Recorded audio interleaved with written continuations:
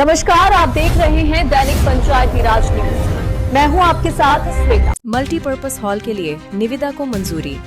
खेलो India के तहत 13 करोड़ 74 लाख की लागत से बनेगा हॉल।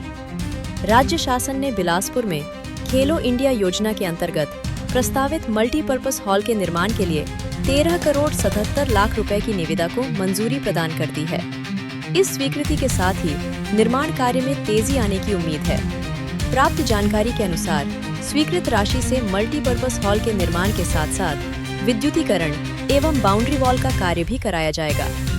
ये हॉल क्षेत्र में खेल गतिविधियों को बढ़ावा देने के साथ साथ खिलाड़ियों को बेहतर सुविधाएं उपलब्ध कराने में महत्वपूर्ण भूमिका निभाएगा। उप मुख्यमंत्री एवं लोक निर्माण मंत्री श्री अरुण साव ने लोक निर्माण विभाग बिलासपुर संभाग क्रमांक 2 के कार्यपालन अभियंता को निर्देशित किया है कि निर्माण कार्य निर्धारित समय सीमा के भीतर पूर्ण किया जाए। उन्होंने विशेष रूप से निर्माण की गुणवत्ता पर ध्यान देते हुए सभी विभागीय मापदंडों का कड़ाई से पालन सुनिश्चित करने को कहा है। लोक निर्माण विभाग द्वारा स्पष्ट निर्देश दिए गए हैं कि संबंधित कार्य का संपादन एवं पर्यवेक्षण विभागीय मानकों के अनुरूप ही किया जाएगा। साथ ही ये कार्य किसी अन्य एजेंसी को सबलेट नहीं किया जाएगा और कार्य निष्पादन के लिए पावर ऑफ अटॉर्नी भी मान्य नहीं होगी। राज्य शासन ने अनुबंध से पूर्व ठेकेदार से संपूर्ण कार्यावधि के लिए एपीएस एडिशनल परफॉर्मेंस सिक्योरिटी की राशि की बैंक गारंटी अनिवार्य रूप से प्राप्त करने के निर्देश भी दिए हैं। इससे परियोजना की गुणवत्ता और समयबद्धता सुनिश्चित करने में सहायता मिलेगी। चिंतन शिविर का तीसरा भाग 4 और 5 जुलाई को आईआईएम रायपुर में संपन्न हुआ है। कई महत्वपूर्ण विषयों पर अलग अलग विशेषज्ञों ने अपने विचार रखे। गौर गोपाल दास जी मोटिवेशनल स्पीकर का मार्गदर्शन प्राप्त हुआ कि एक शासन प्रणाली किस तरह से होनी चाहिए।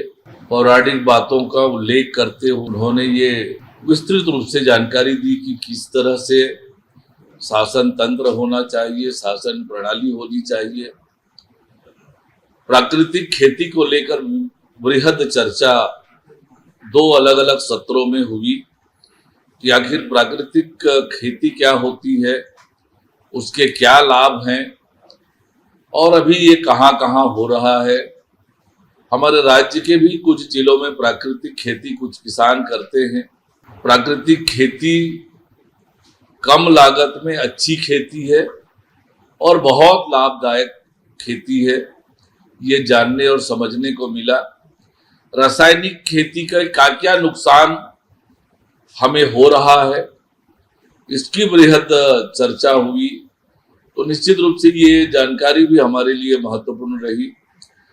पर्यटन के क्षेत्र में छत्तीसगढ़ में हम क्या क्या कर सकते हैं, दुनिया में पर्यटन के लिए क्या हो रहा है, देश के जीडीपी में, छत्तीसगढ़ की जीडीपी में टूरिज्म का कितना योगदान है, क्या संभावनाएं हैं, क्या क्या करना चाहिए टूरिज्म बढ़ाने के लिए, इन सब बातों पर बहुत विस्तार से बातचीत हुई है।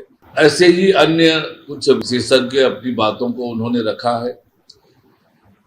शासन चलाने में, मंत्रियों को नीति बनाने में, योजना बनाने में किन किन बातों को ध्यान रखना चाहिए, कैसी नीति बनना चाहिए, आज की आवश्यकताएं क्या है, दुनिया किस दिशा में जा रही है, इन सब बातों का विस्तार से न केवल विषय विशेषज्ञों ने अपने विचार रखे, वरन चर्चा का सत्र भी लगातार चला है। मंत्रियों ने अपने जिज्ञासा उनसे पूछी है। तो बहुत उपयोगी और मददगार ये चिंतन शिविर होगा। मुख्यमंत्री विष्णुदेव साय जी के मार्गदर्शन में ये लगातार तीसरा वर्ष चिंतन शिविर हुआ है और हम सबको और राज्य को इसका बड़ा लाभ होगा।